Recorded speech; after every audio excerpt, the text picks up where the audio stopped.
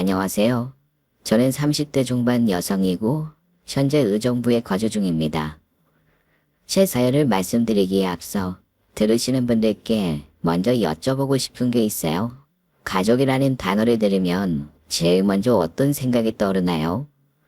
따스함, 기댈 수 있는 든든함, 이런 것들이 떠오르는 분들이 많이 계실 것 같아요. 근데 저는 그런 단어보다는 남아 선호 사상, 그리고 엄마라는 단어들이 주로 생각나는 편이었어요. 저는 다복한 가정의 둘째 딸로 태어났고 위로는 오빠, 밑으로는 남동생이 있었죠.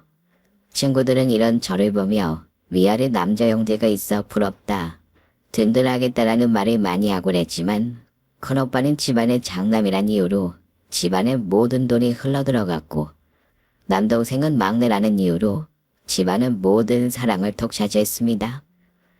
지금이야 딸이 좋다, 딸을 낳아야 한다 했지만 저는 집안에 혼자뿐인 딸이었지만 어느 누구도 저를 챙겨주지 않았어요. 엄마가 옆에 계셨다면 이렇게 서럽게 크진 않았을 테지만 부모님이 맞벌이셨기 때문에 저는 친할머니와 함께 살았습니다. 할머니는 단 한 번도 제 이름으로 저를 부르신 적이 없어요. 야, 네가 기본이었죠. 그게 일상이다 보니 이상하다는 생각도 못했던 것 같아요. 가끔씩은 서운할 때도 있었지만 친할머니한테 대들 수 있는 사람이 아무도 없었기에 저 역시 입술만 꾹 다물고 참았습니다. 그렇게 제가 고3이 되었을 때 하루는 엄마가 회사에 휴가까지 내시고 저를 서울에 있는 동대문에 데려가신 적이 있어요. 엄마랑 나랑 단둘이서만 간다고? 그럼 오늘은 일 안 가는 거야? 그래, 너랑 둘이 같이 마시는 것도 먹고 같이 가고 싶은 곳도 있어서 회사에 휴가 냈어. 엄마랑 단둘이서 뭘 해본 적이 없었기에 그것만으로도 너무 설렜던 것 같아요.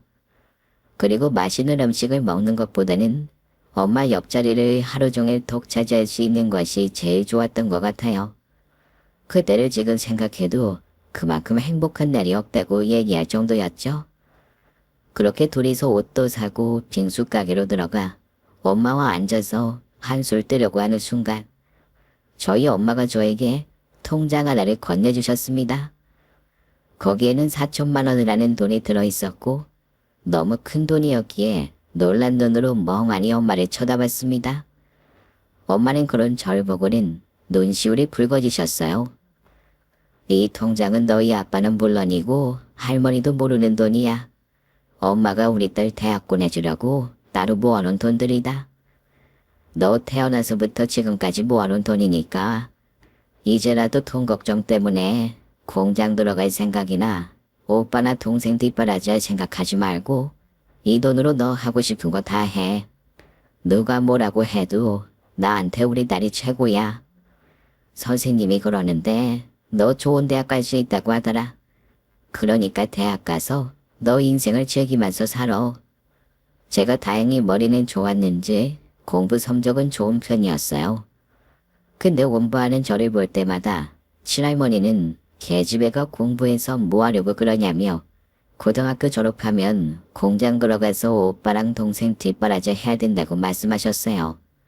친할머니가 이런 말을 해도 어느 누구 하나 아니라고 하는 사람이 없었기에 가끔씩은 공부를 잘해서 뭘 하겠나 싶은 생각이 들 때도 있었거든요.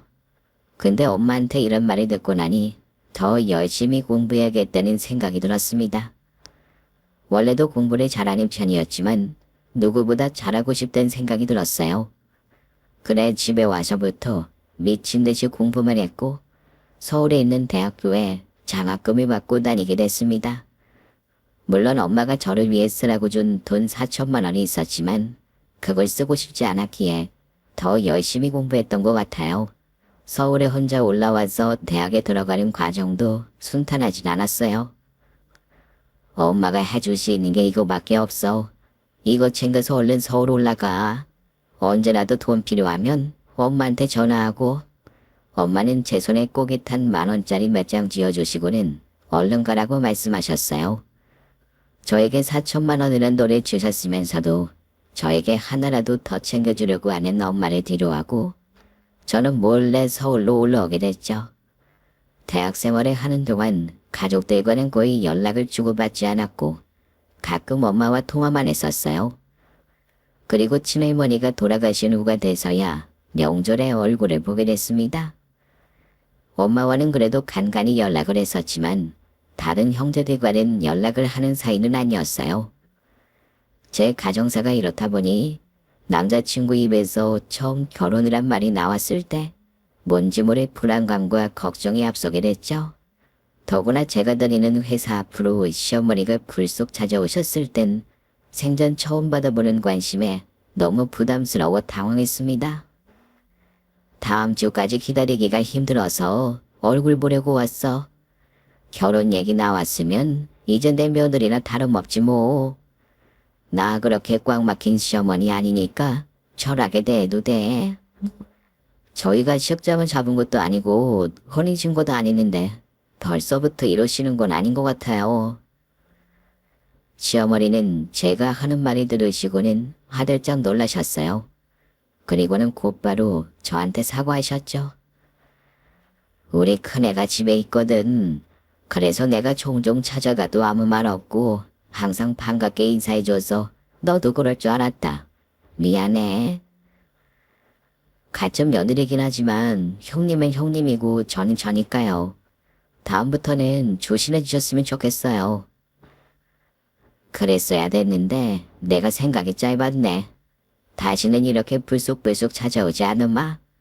아무래도 이제 가족들 사이기도 하고 잘 지냈으면 좋겠다고 생각했거든. 시어머니가 무안하다고 느꼈을지 모르겠지만 결혼한 언니들이 처음부터 불편한 부분에 대해서는 단호하게 말하는 게 좋다고 얘기해줬기에 단호하게 말씀드렸어요. 저는 가족에 대해서 좋은 기억이 있는 사람도 아니었기에 사이가 좋아도 어느 정도 거리가 있는 게 모두에게 좋을 거라고 생각했습니다. 다행히도 시어머니는 제가 말씀드리는 부분에 대해서는 자기가 몰랐다고 하며 조심하겠다고 얘기해 주셨습니다. 이 일이 있고 난 후 정식으로 시댁에 인사드리러 가게 됐어요. 시어머니 되시는 분은 오빠에게 별다른 말을 하지 않았는지 오빠는 시어머니가 저를 찾아왔다는 사실도 모르고 있었습니다. 며칠 전 우리 회사 앞에서의 일도 있었고 이번에 인사드리러 가서 분위기를 보고 결혼을 할지 결정해야겠다고 생각하며 시댁에 들어갔어요. 예비 아주버림네 부부와 예비 시부모님은 거실에 다 같이 모여 앉아 계셨고 제가 들어오는 모습을 보고는 그 자리에서 다 일어나 저를 반갑게 맞이해 주셨습니다. 그리고 저희가 자리에 앉자 당시 예비 시어머님이 저에게 노트 한 권을 건네셨어요. 이거 우리 큰아들 결혼할 때 내가 모아놓은 영수증이다. 확인해봐라. 시어머니가 건네주시는 노트를 건네받고 예비신랑을 쳐다봤어요. 근데 예비신랑도 어떻게 된 일인지 몰랐는지 어깨를 으쓱하더라고요. 저는 시어머니가 무슨 말씀을 하시는 건가 싶은 생각에 노트를 펼쳐봤어요. 거기에는 예비 아주머님이 결혼하실 때 시댁에서 지원해준 내용들이 빼곡하게 적혀 있었습니다. 훑어보고 있는데 시어머니가 한마디 하셨어요. 우리는 큰애라고 해서 더 많이 해주고 작은애라고 해서 더 많이 해주고 그런 거 없다. 큰애한테 해준 거는 작은애한테 똑같이 해줬어. 여태까지 차별 없이 키웠기에 결혼할 때 지원도 대권 하나 똑같이 맞춰서 해줄 생각이란다. 행여나 예비 며느리가 서운해할까봐 내가 준비해둔 것이니 직접 확인하고 거기에 맞춰서 준비해주면 될 것 같구나. 그 순간 저는 노트 안에 예단이란 단어가 있는지 재빠르게 찾아봤습니다. 결혼 준비할 때 상견례도 걱정이 됐지만 무엇보다 예단이 제일 걱정이었거든요. 순간 올 것이 왔다는 생각이 들면서 어느 정도 해야 되나 눈 바쁘게 찾고 있었는데 예비 시어머니가 제 맘을 아셨는지 곧바로 말을 이어가셨습니다. 그리고 예단은 큰애 때는 받지 않았어서 너희도 따로 준비하지 않아도 될 것 같구나. 조기금 같은 경우는 아무래도 너희가 기혼이 아니다 보니 어느 정도 차이는 있을 거다. 하객 숫자도 다를 테고. 근데 큰애 때도 우리에게 들어온 건 우리가 가져왔고 너희에게 들어오는 것들 중에도 우리 몫에 대해서만 우리한테 주면 돼. 대신 결혼식은 큰애 때랑 똑같이 지원해 줄 테니 예식장 비용은 이렇게 알고 알아보고 알려주려무나. 어머니의 담담한 목소리로 결혼식 준비에 대한 얘기를 듣는데 자식이 둘이나 있어도 똑같이 양육을 하는 부모님들이 있는 집안도 있구나 싶었어요. 내심 저희 부모님도 우리에게 이렇게 똑같이 지원해주고 키웠으면 어땠을까 싶은 생각이 들었어요. 최대한 티를 내지 않으려고 했지만 제 마음에서는 지진이 날 정도로 큰 충격이었습니다. 하지만 이 얘기를 들으니 머리가 맑아진 기분이 들었어요. 제가 여태까지 고민하고 걱정한 부분들이 한순간에 사라지는 기분이었거든요. 예비 신랑이 저에게 위로 형이 있다고 말을 했을 때 대부분 집안은 첫째를 많이 챙기는데 여기도 그런 집안이면 어쩌나 싶었거든요. 근데 직접 보니 공평하게 두 아들을 대했기에 저도 안심할 수 있었어요. 초반부터 너무 선을 그어 시어머니를 당황하게 만든 부분과 내가 시어머니 되실 분을 너무 오해한 것 같다는 생각에 죄송하다는 생각까지 들었어요. 그래도 이 정도면 결혼해서도 속 터지는 일은 생기지 않겠구나 싶었던 것 같아요. 내 나름 앞날을 예상해보며 이렇게 결혼하면 행복하겠다 싶었지만 역시 결혼해서 사는 건 또 다른 문제였습니다. 그렇게 결혼하고 나서 첫 명절날 시어머니가 저에게 다가오셔서는 카드를 달라고 하셨어요. 제 카드를요? 제 카드는 갑자기 왜 달라고 하시는 거예요? 여태까지 명절에 들어가는 비용을 큰애 내에서 다 부담했는데 이젠 너희가 결혼을 했으니 큰애가 부담한 만큼 너희가 부담해야지. 사실 큰애 내는 애도 있고 그래서 마음에 걸렸거든. 이제 너희가 있으니 걱정 덜었다. 시어머니 말에 남편이 옆에서 거들었습니다. 그러네. 여태까지 형이랑 형수님이 많이 부담했으니 이제는 우리가 부담하는 게 맞지. 며느라, 이런 건 미리 얘기해야 오해가 없잖아. 그래서 말하는 거니까 안 좋게 듣지 말어. 안 좋게 들을 게 뭐가 있어. 엄마, 내 와이프 그렇게 속 좁은 여자 아니야. 괜히 고깝게 들을까봐 그런 거지. 큰애는 말벌인데 너희는 맞벌이라 내 부담도 덜었어. 갑자기 카드를 달라고 하실 때는 당황했지만 시어머니가 어떤 사람인지 알았기에 어느 정도 이해할 수 있었어요. 결혼하기 전에도 시어머니는 두 형제들에게 모든 걸 똑같이 하려고 하셨기에 어느 정도 납득이 됐죠. 이전까지는 저희가 결혼을 하지 않았기에 아주버님께서 가족 모임에 드는 비용을 다 부담했던 것 같아요. 근데 이제는 저희 보고 가족 모임에 드는 비용을 부담하라고 하신 것이었죠. 아주버님이 저희보다 1년 정도 일찍 결혼하셨으니 1년 정도만 우리가 부담하면 되겠다 생각했거든요. 시댁에 제사를 지내는 것도 아니었기에 이 정도는 저희가 부담할 수 있겠다 생각했습니다. 그래서 시어머니에게 알겠다고 말씀드렸죠. 가족 모임이라고 해봤자 한 달에 많아야 한 번 정도 모이거나 생일이 있는 달은 2번 정도 모이겠다 생각했어요. 근데 최소 일주일에 한 번이 기본이더라고요. 한 달에 적게 만나도 4번이었고 행사가 있는 달이면 6번까지 만난 적도 있었어요. 간단하게 먹는 거였다면 제가 이렇게까지 스트레스를 받진 않았을 거예요. 뭐? 또 뷔페를 간다고? 저번에 갔던 것도 뷔페였잖아. 다들 너무한 거 아니야.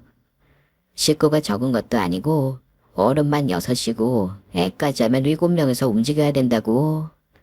그래도 가족 모임 한다고 예약 다 해놨는데 어떡해. 이번엔 여기 못 가. 다른 곳으로 알아보던가 해. 가족들끼리 오랜만에 만나서 밥 먹는 자리인데 당신 너무 돈돈거리는 거 아니야? 지금 돈돈 안 거리게 생겼어. 저번에도 부담돼서 뷔페는 아니지 않냐고 한 소리 하려고 했는데 다들 뷔페는 너무 부담되는 것 같기도 하다고 하길래 다음부터는 안 그러겠지 싶은 마음에 그냥 넘어가는데 또 가자고. 그렇게 남편과 가족 모임에 드는 비용 때문에 냉전을 갖고 있던 찰나 카드값이 200만 원 넘게 나온 사실을 알게 됐습니다. 저희 둘이 각자 카드를 쓰고 있었기에 둘 다 100만 원 안쪽으로 카드값이 나왔었거든요. 근데 이번에는 200만 원이 나왔길래 왜 이렇게 많이 나왔나 살펴봤더니 시댁 가족 모임으로만 120만 원을 썼던 것이었어요. 그래서 카드 명세서를 들고 시댁에 찾아가려고 했는데 남편이 저를 막아섰습니다. 어디 가는 거야? 설마 카드값 때문에 그런 거야? 설마라는 소리가 나와. 우리 둘이 써도 생활비 200만 원이 안 나오는데 이번 달에 우리 생활비까지 합치면 월급 들어온 거 고스란히 나가야 돼. 내가 저번에도 말했지. 너무한 거 아니냐고. 적당히 하셔야지. 그리고 이런 건 얘기를 해야 다음부터 안 그러실 거 아니야. 결혼한 지 얼마나 됐다고 벌써 우리 가족들이랑 얼굴 붉히려 그래. 당신까지 나설 필요 없어. 내가 잘 말씀드릴게. 당신이 제대로 말씀드려. 만약 이런 일 또 있으면 나 그땐 가만히 안 있어. 남편은 자기가 알아서 해결하겠다고 하면서 저를 말렸어요. 이렇게까지 했으니 더 이상 가족 모임 소리를 안 하겠지 싶었는데 며칠 뒤 또 시댁 가족 모임이 잡혔습니다. 대단한 이유였으면 이해라도 하겠는데 이번에도 별거 아닌 이유였어요. 시아버지가 저희가 보고 싶다고 얼굴 한번 보자고 하신 것이었거든요. 한 달 동안, 아니 2주 동안이라도 안 봤으면 말을 안 해요. 일주일도 채 안 지났는데 보고 싶다고 하시니 기가 막혔습니다. 남편한테 제대로 얘기했냐고 물어보니 그렇다고 하더라고요. 이번에는 그냥 넘어갈 수 없겠다 생각했어요. 여태까지 우리가 낸 돈 생각하면 다른 집 1년치 가족 모임할 돈 하고도 남을 돈이야. 딸의 여태까지 우리가 낼 만큼 냈다고 생각해. 이번 주부터라도 아주버님이랑 같이 나눠서 부담하든지 하자. 근데 형 상황 알잖아. 애 낳아서 돈 들어갈 곳도 많은데 어떻게 돈을 내라고 하겠어? 그러면 어머님이랑 아버님이 부담하시라고 해. 항상 우리 불러서 모임하는 건 시부모님들이잖아. 우리 부모님은 연금 나오는 걸로 겨우겨우 생활하시는데 어떻게 돈을 달라고 하겠어? 그럼 가족 모임을 줄이던가 해야 되는 거 아니야? 우리는 돈이 넘쳐나. 당신부터가 이러니까 시부모님이고 아주버님네든 매번 우리를 지갑처럼 생각하잖아. 우리는 애도 없고 그러니까 당장 돈 들어갈 곳 있는 건 아니잖아. 그리고 우리가 부담할 수 있는 부분은 부담하면 되는 거지. 우리는 애 안 낳을 거야. 우리들이 천년만년 사니. 이제 우리도 애 낳을 준비하면서 적금도 모으고 해야 될 거 아니야. 언제까지 가족 모임은 따라다니면서 돈 쓸 건데.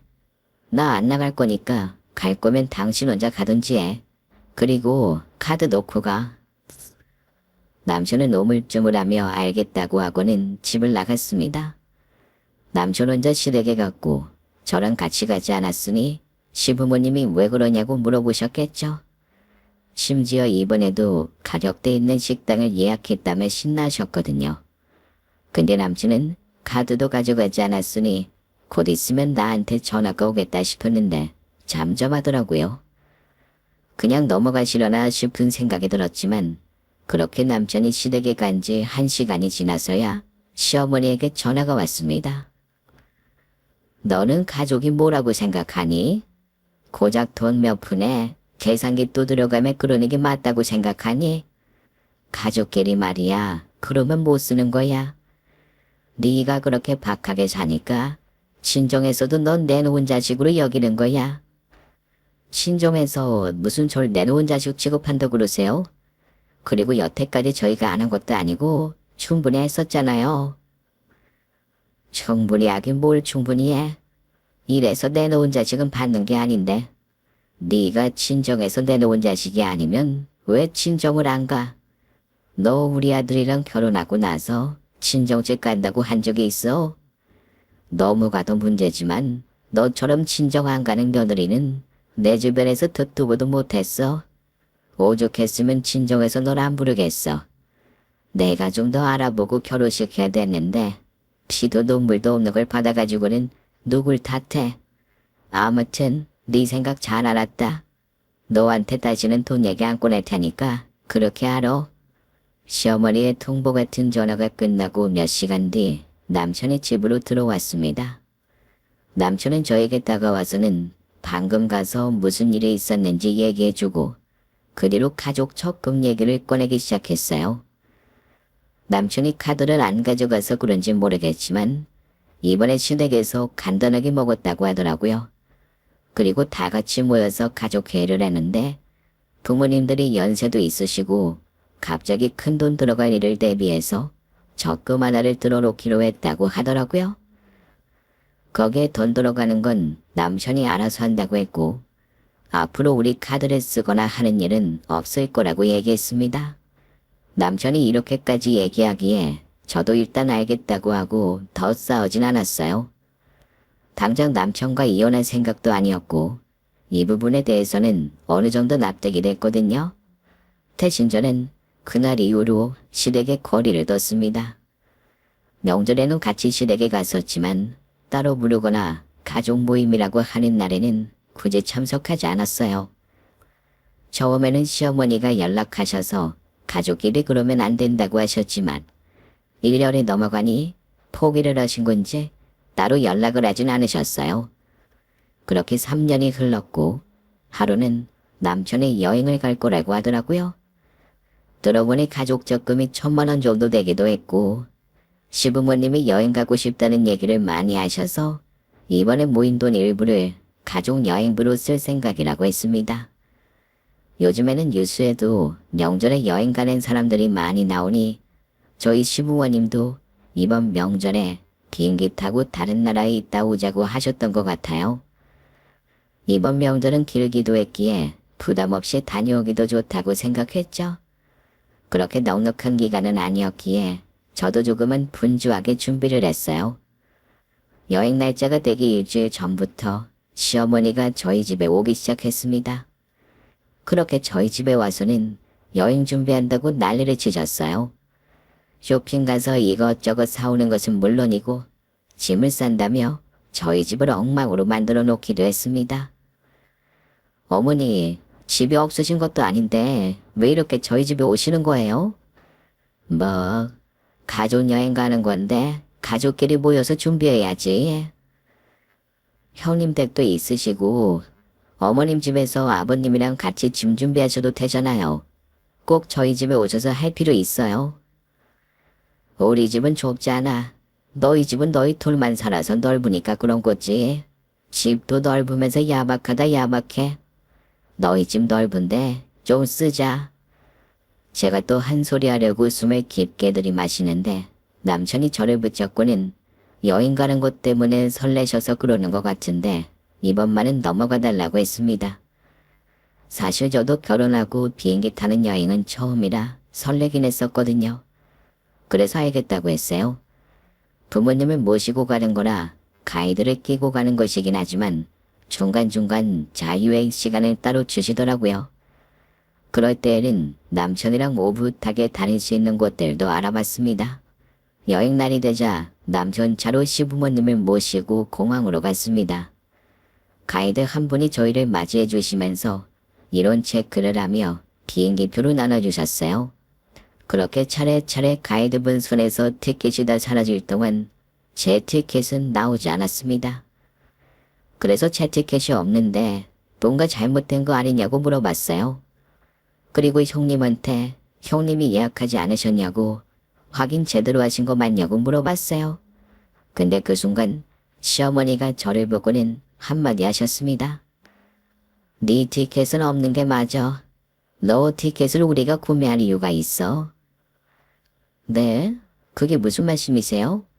명절에 가족여행 간다고 하신 거 아니세요? 설마 제가 따로 적금 안 넣어서 이러시는 거예요?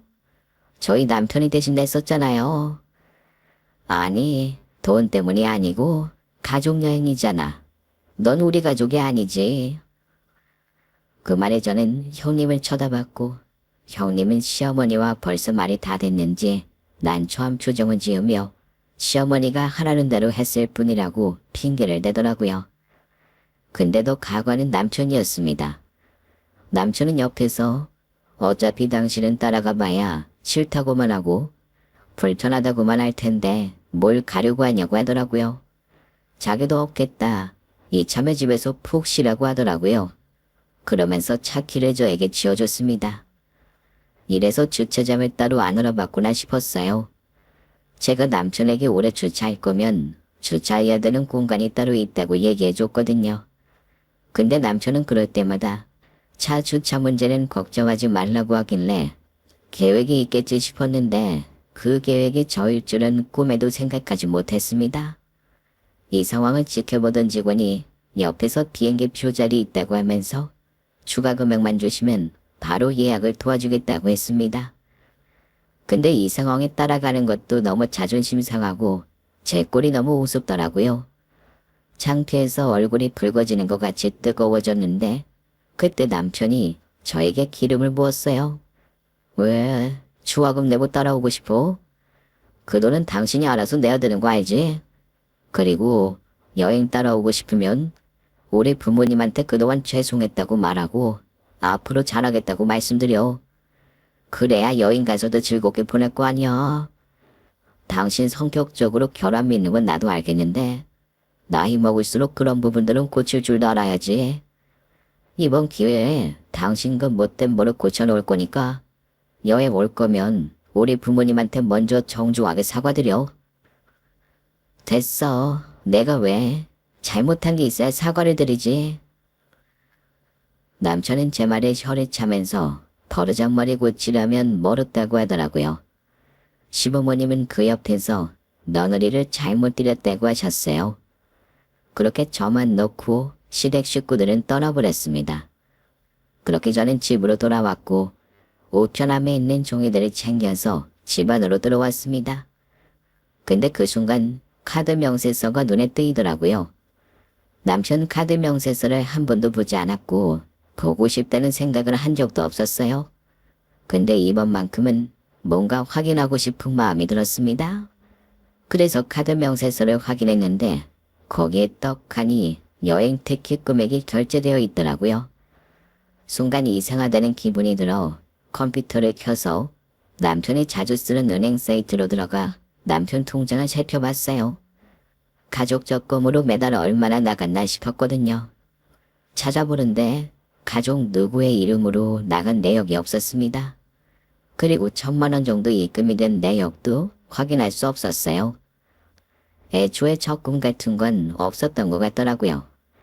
이 사람들이 나를 속이려고 작정했구나 싶은 생각이 들었고 그렇게 남편 계좌를 살펴보는데 밑에 마이너스 통장이 개설돼 있고 거기에 1,000만 원 정도가 적혀 있었습니다.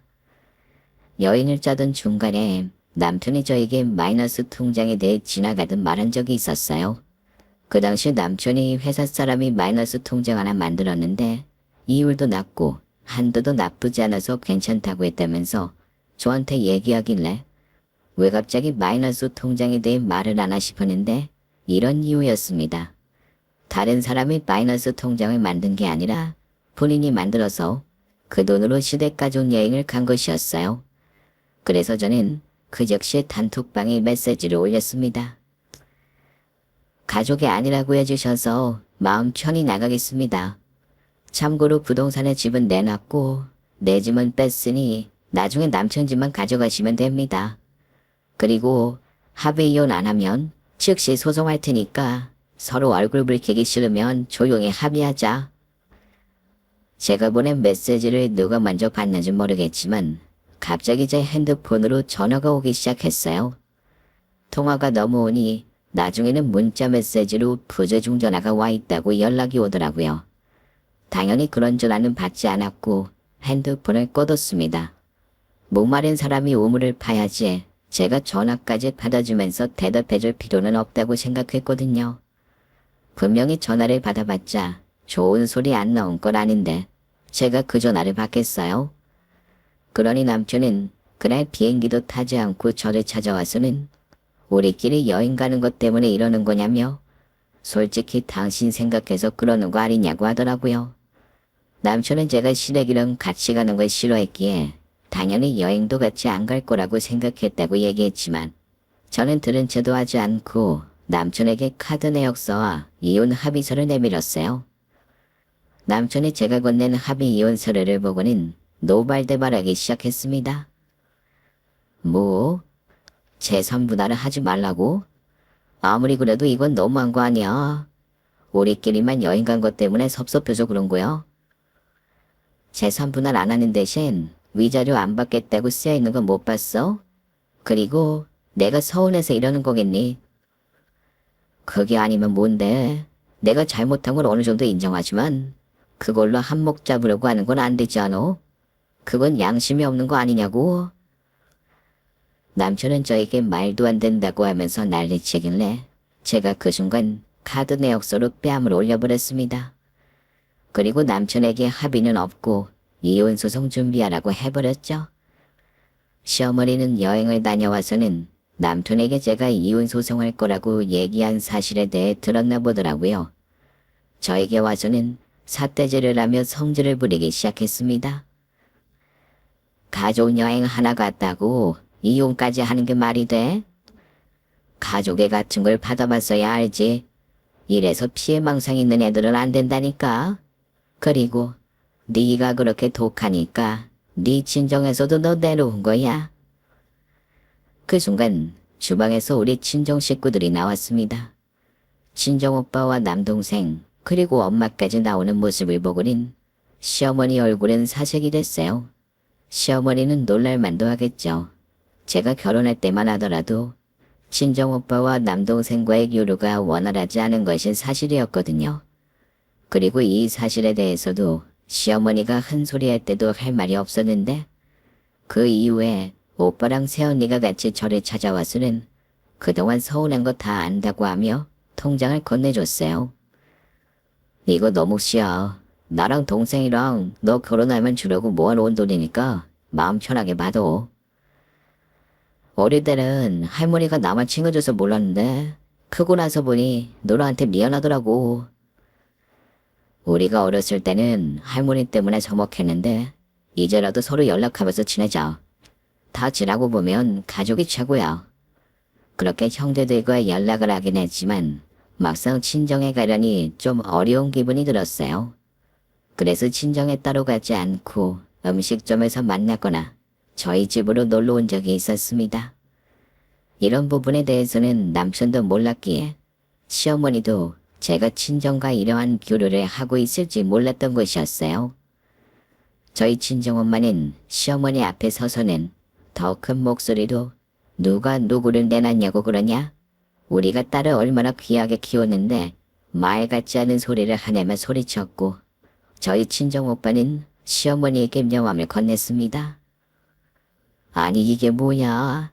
사돈총각이 변호사라고? 너 그동안 내 앞에서 사돈총각 얘긴 꺼내지도 않았잖아. 제가 친정 얘기를 뭐하러 시대껏 하겠어요. 그리고 제 동생도 곧 있으면 변호사 되거든요. 오빠가 제 이혼소송 책임져 준다고 걱정하지 말라고 했으니 아줌마 아들한테 가서 얼른 변호사 알아보라고 하세요. 아, 영화에도 보셨듯이 저희 오빠가 우리나라에서 다 아는 법무법인에 있거든요. 웬만한 사람들이 저희 오빠 그리고 동생 지인들이라 변호사 구하기는 쉽지 않을 거예요. 아니 그렇다면 그렇다고 미리 얘기를 해야지. 갑자기 이러는 게 어딨어. 여행 가는 순간까지도 나한테 납대고 여행 가는 거라고 말했어요? 안 했잖아요. 그거랑 이거랑 같아. 그리고 다음 여행에는 너도 끼워서 같이 갈 테니까 그만해. 내가 잘못했다. 시어머니는 어떻게든 상황을 마무리 짓고 싶어 했지만 저희 엄마와 큰오빠가 큰 소리를 치면서 지금 여행 못 가서 얘가 이런 거 같냐고 하며 제 앞을 막아세며 난리치기 시작했고 제 동생은 제 옆에 딱 붙어서 제 손을 꼭 잡아줬어요. 가족의 보호를 받는 건 이런 거구나 싶은 생각이 들어 순간 눈물이 울컥 올라왔습니다. 평생을 가족 울타리에 살아본 적 없다고 생각했고 이제야 서로 벽을 허물었다고 생각했는데 저를 제외한 다른 가족들은 언제나 저를 가족이라 생각했고 보호해줘야 된다고 느꼈던 것 같아요. 가족이 이렇게 든든한 것이구나 그때 처음 알게 됐던 것 같아요. 사실 그전에는 나도 남자 형제 말고 여자 형제들이 있었으면 이러지 않았을까 싶은 생각을 할 때도 있었는데 남자 형제들이라 누구보다 든든했습니다. 저희 엄마는 시어머니를 맺히면서 다시는 찾아오지 말라고 집 밖으로 쫓아내버리셨어요. 그리고 친정엄마는 저에게 와서 그런 말을 들었으면 엄마한테 얘기를 해야지. 왜 말도 안 하고 저딴 소리를 듣고 있었냐고 하더라고요. 그 순간 저도 모르게 눈물이 북받쳐 올랐습니다. 그리고 정말 소리내어 엉엉 울었던 것 같아요. 그 모습을 보던 오빠와 남동생도 눈물을 훔쳤습니다. 다들 너무 고마워. 나 혼자였으면 이렇게까지 못했을 거야. 뭐가 고마워. 당연한 거지. 그리고 너 절대 합의해줄 생각하지 마. 이런 건 소송으로 가야 되는 거야. 저 역시도 합의를 해주고 싶지 않았기에 소송을 준비했습니다. 근데 다음날 남편이 저를 찾아와서는 내가 던져준 합의 이혼 서류에 사인을 했는지 건네줬지만 저희 친정오빠는 그 서류를 보자마자 갈기갈기 찢어버렸습니다. 시어머니한테 저희 오빠랑 남동생에 대한 얘기를 들었는지 많이 당황해하진 않더라고요. 남편은 오히려 더 세게 나오기 시작했습니다. 저희 부부 일입니다. 형님은 좀 빠져주시죠. 괜히 가족들끼리 끼면 상황도 복잡해지는 거 모르세요? 뭐? 가족이 끼면 상황이 복잡해져? 그걸 아는 놈이 가족 모임을 그렇게 하고 내 동생만 누구 여행을 가? 그건 제가 승리 생각해서 그런 거예요. 솔직히 형님도 아시잖아요. 승리 성격 까칠하고 예민한 거. 시댁이랑 뭘 하자고 하면 매번 툴툴거리는데 같이 가서 좋을 게 있어요? 솔직히 제가 부모님 모시고 여행 다녀오는 거면 자유시간 생기고 얼마나 좋아요. 이런 남편이 어딨다고. 내가 너 같은 놈을 한두 번 보는 게 아니야. 이혼소송 맞다 보면 별의별 놈들이 다 나오는데 그래도 다들 자기가 잘못한 건 알아. 넌 네 잘못도 모르고 내 동생 합의할 생각 없으니까 당장 돌아가. 남편은 친정오빠한테 그럴 리가 없다고 하면서 저를 찾았고 저를 보자마자 무릎을 꿇고는 잘못했다고 빌기 시작했어요. 당신이 이렇게 빈다고 달라지는 거 없고 이혼 소송은 그대로 진행할 거야. 우리 가족이 서로 잘 짊어주는 편이라 당신이 서운한 거 아닌데 그래도 이건 아니잖아. 그러니까 이제 네 핏줄 네 가족만 챙기면서 살라고. 더 이상 나 찾아오지 말고 변호사나 빨리 알아봐. 남편도 변호사를 찾아봤는데 쉽지 않았던 것 같아요. 그래서 저와 합의를 시도하려고 한 것이었죠. 어떻게든 넘기려고 하는 남편의 초라한 모습을 보는데 사람이 하찮아 보이더라고요. 그렇게 좋아서 결혼까지 한 것이었는데 그 순간 사람의 마음이라는 게 이렇게 한 번에 돌아설 수도 있는 거구나 싶었어요. 며칠 전만 해도 네가 너무 미웠거든. 근데 이젠 너를 봐도 아무 느낌이 안 들어. 화가 나는 것도 아니고 믿지도 않아. 그러면 우리가 굳이 이혼할 필요가 있을까? 당신도 아직 마음 정리가 안 된 거잖아. 나도 알아. 서운했겠지? 근데 내가 이제는 잘할게. 아니 그게 아니라 이제 너에 대한 마음이 하나도 없다는 거야. 넌 벌써 나에게 남이 된 사람이라고. 남한테 내 돈 뺏길 생각 없으니까 각오해. 지금 변호사도 없는 나랑 싸우겠다 이거야? 당신 이렇게 매정한 사람 아니잖아. 그게 내 사정이야. 너 사정이잖아. 네가 네 변호를 하든 말든 내 알 바 아니니까 다시는 찾아오지 마. 우리 오빠 이혼 소송만 잘하는 게 아니라 못하는 게 없어. 한 번 더 찾아오면 신고해버릴 거니까 그렇게 알아. 아, 너네 엄마한테도 찾아오지 말라고 하고. 그렇게 저는 남편과의 이혼 소송을 하게 됐는데 그것도 순탄치만은 않았습니다. 이혼 소송을 하고 양측 입장 듣고 그리고 판결이 이루어지는 줄 알았어요. 변론기일이 있고 항소가 있고 별의별 것들이 다 있더라고요. 남편은 이혼 소송을 하는 와중에 어떻게든 한 푼이라도 덜 주려고 했지만 시댁에 저 몰래 보낸 돈이 적지 않았기에 저에게 유리했죠. 그리고 남편 때문에 이혼을 하는 것이기에 위자료까지도 책정이 되었어요. 사람들이 왜 법조계에 아는 사람이 있어야 한다고 하는지 알겠더라고요. 저는 무슨 말이 오가는지도 이해 못하고 있었는데 오빠는 물론이고 오빠 지인분들이 알아서 척척 도와주셨습니다. 사실 저는 잘 몰랐기에 재산 분할 안 하고 위자료 없이 이혼하는 것도 괜찮다고 생각했거든요. 근데 재산 분할은 재산 분할이고 이혼의 책임이 있는 사람에게는 위자료를 받을 수 있더라고요. 그래서 저는 합의 이혼으로 받을 수 있는 돈보다 더 많은 돈을 받고 이혼하게 됐습니다. 남편은 어떻게든 한 푼이라도 줄이려고 노력했지만 법조인들을 상대로 쉽지 않은 싸움이었죠. 그리고 재산 분할도 5대5가 아니었어요. 저희 남편이 4, 그리고 제가 6으로 판결이 이루어졌습니다. 이에 위자료는 따로 지급받을 수 있었죠. 그 덕에 저는 생각한 금액보다 더 많은 돈을 받고 이혼하게 됐어요. 그렇게 다 끝났다고 생각했는데 도끼 오른 전 시어머니가 저를 찾아왔습니다. 이렇게까지 하니 어디 속이 다 시원하니? 너 처음에 우리 아들이랑 결혼한다고 했을 때부터 마음에 안 들었어. 그러게요. 저도 그때 바로 손절할 걸 그랬어요. 다시는 저 찾아오지 마세요. 아들 망신 주기 싫으면. 전 시어머니는 제가 하는 말을 듣고는 기가 찼는지 말도 제대로 못하고 손만 휘두르고 있었습니다. 저는 그 모습을 뒤로하고 지나가 버렸죠. 그리고 이혼하고 받은 돈으로 가족들과 함께 여행을 떠나게 됐어요. 정말 제 가족들과 함께하는 여행이었죠. 그 시간을 보내며 왜 그렇게 사람들이 여행하는지 알겠더라고요. 솔직히 예전에는 여행 가면 힘들기만 하고 그냥 집에서 편하게 쉬는 게 낫지 않나 싶었거든요. 근데 가족들과 새로운 것들도 경험하고 맛있는 음식을 먹으며 좋은 시간을 보내니 하루하루가 꽉 차게 행복했습니다. 어린 시절에 입었던 마음의 상처를 다 치유받는 듯한 기분이 들었거든요. 이렇게 저희 가족에는 끈끈해지고 있는 반면 남편의 가족에는 점점 없어지는 것처럼 보였습니다. 제가 여행 가 있는 사이 전 남편은 저에게 준 돈 때문에 하루하루가 힘들었던 것 같아요. 그러니 본인 가족들에게 도움을 요청했겠죠. 근데 아무도 도와주지 않았고 서로 힘들다고 얘기하면서 나중에는 네 문제는 네가 알아서 하라고 했다고 하더라고요. 그렇게 가족이 중요했던 사람들도 돈 앞에서는 남보다는 못하더라고요.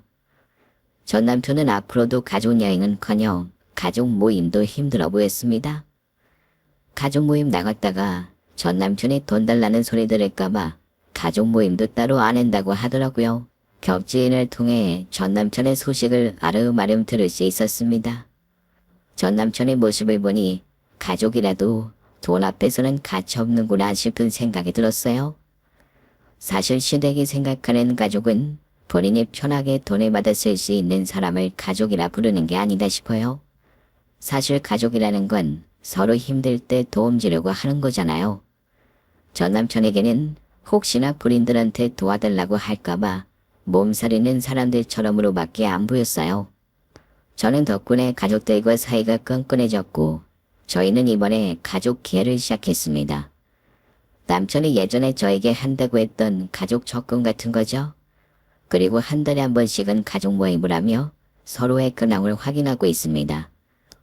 남편과 처음 이혼해야겠다고 결심했을 때만 하더라도 나 혼자 살아갈 수 있을까 싶은 걱정도 있긴 했었는데 지금 생각해보면 진작에 이혼할 걸 그랬다는 생각이 들어요. 누구의 가족이든 소중한 거잖아요.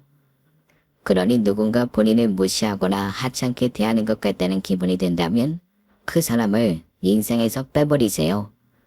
어차피 도움 주는 사람이 아니니까요. 제 사연은 여기에서 마무리하도록 하겠습니다. 들어주신 분들께 감사하다는 말씀드립니다. 감사합니다. 오늘도 저희 채널에 와주셔서 감사드립니다. 더 좋은 이야기로 찾아뵙겠습니다. 지금까지 작은 벨라드였습니다.